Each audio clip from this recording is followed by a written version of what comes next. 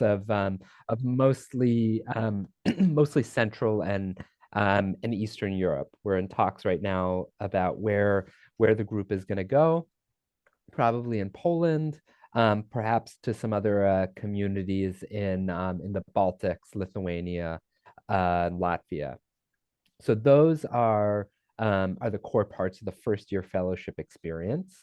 Stateside, there's a yearly retreat. We're actually also just getting ready to run that this weekend. It's going to be based in New York. That's really using New York City as a laboratory for thinking about what global Jewish responsibility can look like in a domestic context, and using different methodologies to help students think about how to use local resources as ways of increasing senses of connectivity and peoplehood.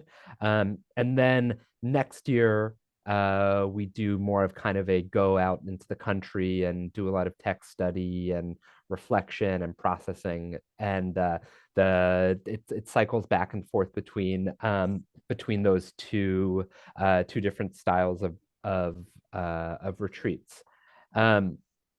In addition to that first year travel experience, there's an insider trip, which is our week-long program that we run at Entwine. That is open for all students in HUC, but if you do the fellowship, you're guaranteed a spot in on one of the insider trips. Students just I know it's everything is the calendar is super concentrated, so it's like there's some periods of hyperactivity and some where it's a little bit more low key. But in December, we just had a group of 25 students from all of our campuses, US and Israel, who spent a week in Calcutta and Mumbai. And then in May, we're having a group that will go to Argentina and Chile.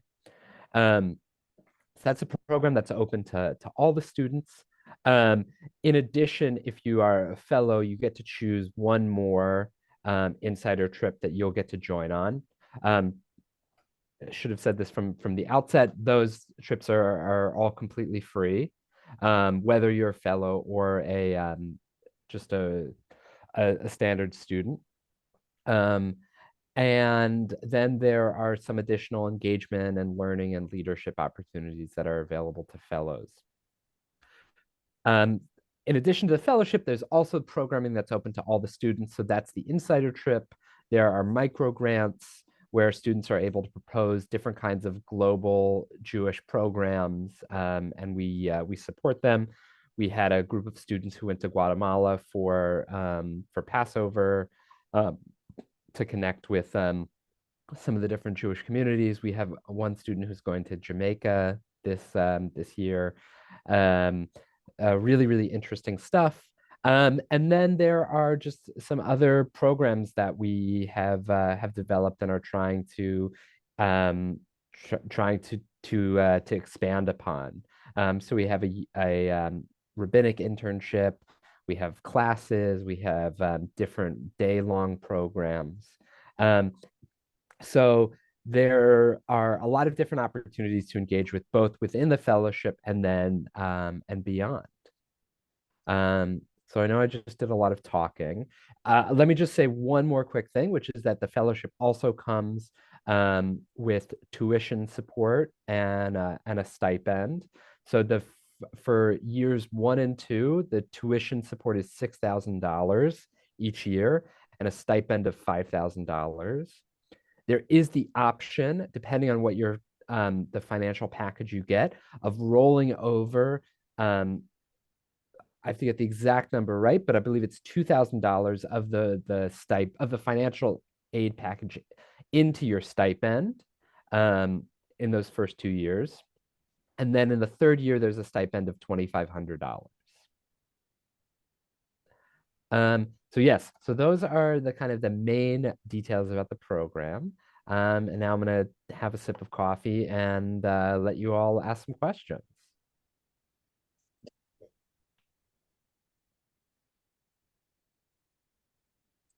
Oh, good. Good. I'm curious how current fellows find the balance to be between classwork and then these other That was my engagements question. Yeah. in the fellowship. Yeah, it's a great question. I'll answer it to the best of my ability. Happy to connect you other with other students. Um, I would say that I think it's quite the students find it to be pretty manageable. Um, that with the Israel-based programming, students we're only other meeting every other week, and it's during a time that is basically allocated for students to do sort of extracurricular programming or other types of fellowships. Just to be fully transparent, I know that like the workload for cantorial students during that first year is quite high. So I think that there is a bit more of a balancing act for cantorial students than there are for rabbinical students. But really, the aim is that this is just purely supplemental to what you're doing in school. And then in the future years, we have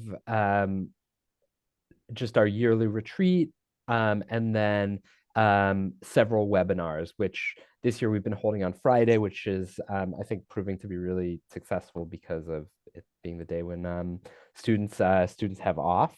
Um, and then all of the insider trips, those happen during breaks. So like the India trip happened after during winter break.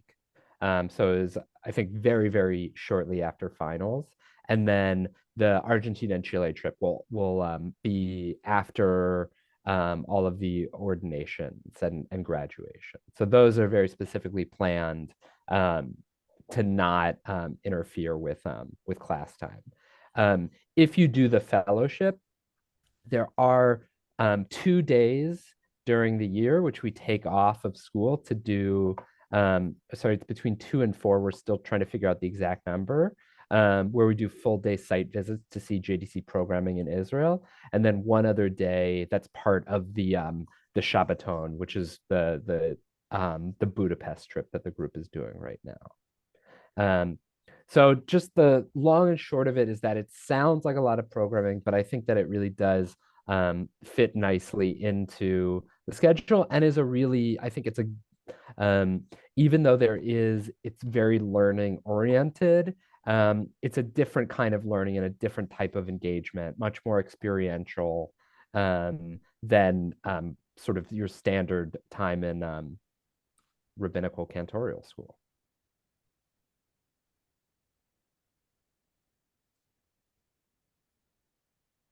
I have a quick question. Yeah. First of all, thank you and thank you for asking that question. I wasn't even on my mind, so thinking about that balancing act is important. But I was wondering, what have you found to be like the impact to be of the communities being visited by JDC fellows, etc., and how have JDC fellows reacted to the impact they've had on the community or the community has had on them during these times and learnings? Yeah, it's a really good question. I mean, I think we're currently trying to figure out actually on a larger scale how to measure what beyond just the HUC program, what our impact is on the communities visited. Um, so this is just speaking purely anecdotal. But I think that for communities like the community in India, where we have now gone 3 different times on insider trips, and to the community in Romania, which I've taken groups to, I believe it's 3 or 4 times. A lot of these are very, very small communities. And so for these communities, there's a sense of both the Jewish world is so large and a sense of expansiveness that comes from it, and a feeling and a decreased feeling of isolation. That it's like, oh, these sort of totally random people who we are only connected by virtue of the fact that we're both Jews have come to us from the US, from Israel, and are invested in us and are and care about us. So I think that is an expanded sense of what it means to be a Jew in the 21st century that comes out of it. An increased kind of sense of connectivity, network, however we want to think about it. And I would say it operates kind of similarly for our students. That so for so many of our students, there's a a sense of very robust communities in the U.S. You all are from major centers of U.S. Jewish life, and that there is Jewish life in Israel, obviously. But there's not always such awareness about what some of the realities of Jewish life in other parts of the diaspora are. So I think that there's both kind of that knowledge piece of being like, wow, there is a Jewish community in Argentina and India and Morocco and Australia that has some challenges that are really, really similar to us and some that are quite distinct. And then there's just sort of the more kind of like intangible feelings of peoplehood and connectedness. Which both of those things, I think we're starting to see, especially for our folks who are actually getting into the field and working as rabbis and cantors, educators, and nonprofit professionals. There's a real eagerness to think about like, okay, so then I've had this experience. How do I bring it to my congregants? How do I help share with them what I've experienced? How do I get them to have these kinds of feelings that I've had or these kinds of experiences as well?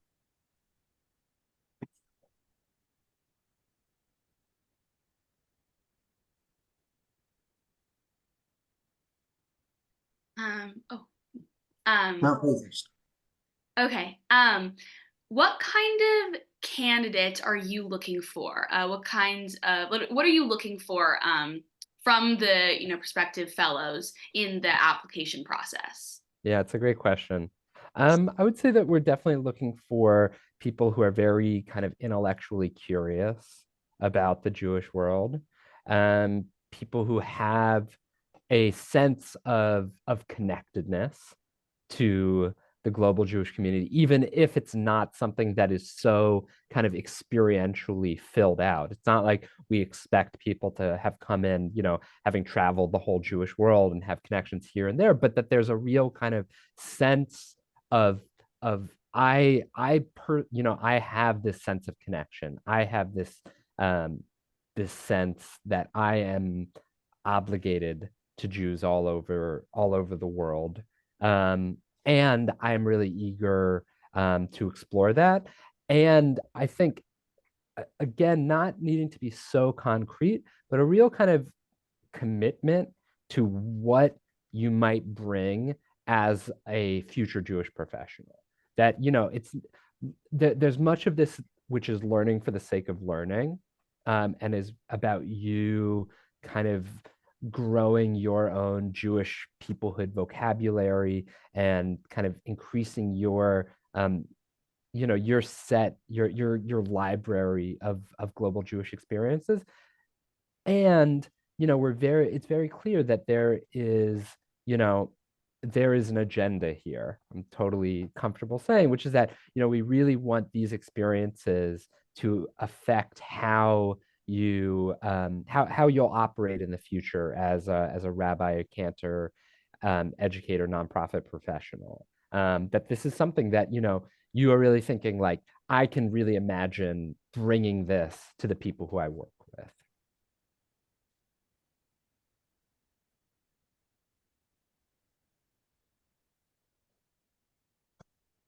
Could you give us a little bit of insight into what these bi-weekly webinars might be looking like and what the content may be or tends to be? Yeah, sure. So what we have done is we really try to and these are the ones that happen while you're in Israel. And so some of them are webinars, some of them are in person. We've tried to split them between three different areas. One of them is really archival and historically focused. As I mentioned, JDC has been around since 1914. And for that reason, basically any moment that you can think of since 1914 that has impacted the Jewish people, JDC has been there in some kind of way. So it's about looking at really kind of particular moments that we think, okay, this is a really important moment that is reflective of important Jewish values and is of historical significance, and making sure that that's something that you have knowledge of and are familiar with. The other part is meeting with different country directors and representatives. So really trying to get a sense of the scope of JDC's work. I can just look at, I'm just in the process of putting together this year's program. I'm sure you can imagine that our plan for the 23-24 year was has required significant adjustment. But some of the country sessions that we're planning on doing in 2024 are ones with Moldova, Argentina, Morocco, Junction, which is a European young professionals network, Ethiopia, and Australia. So really trying to make sure that trying to find that eternal balance between breadth and depth, so that you can kind of get a sense of like, okay, I can speak somewhat broadly about the varieties of work that JDC does globally, and having some kind of deep dives into certain places. And then there are the site visits to JDC's programming in Israel, which is really incredibly significant and robust. So it's seeing the diversity of work that JDC does with Arab Israelis, Haredi, people with disabilities, elderly folks, really like such a wide range of JDC's work. And with that, it's really trying to get you kind of like in the field to see the work that JDC does. And the webinars and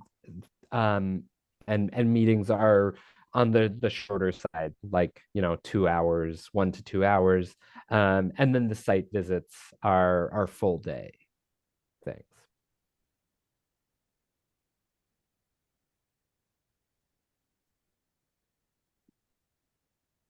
I have a schedule logistics question. Yeah. So I personally, I won't know if I've been accepted for this upcoming year until probably around mid-March. Okay. So is this like the right time for me to be applying Yes, to this? definitely. Yeah, just yeah, this is always, we're always doing kind of an interesting dance with the admissions office to try to figure out like the perfect timing, and absolutely, yeah. So just you should apply with this along with your application, and it's absolutely fine for you to apply before you've been formally accepted. Okay, wonderful. Thank you. Yeah.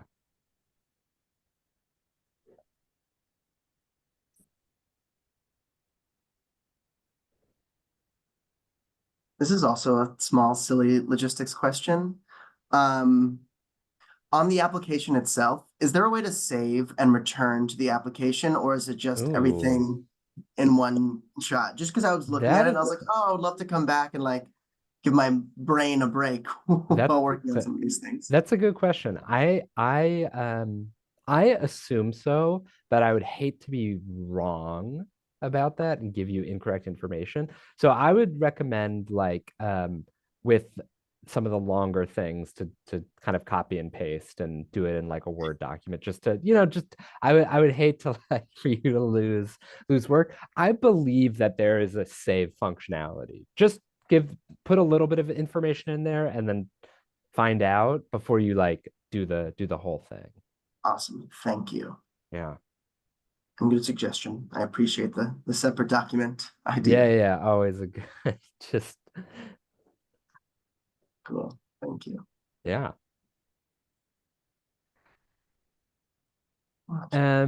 Yeah, any other questions that you all have?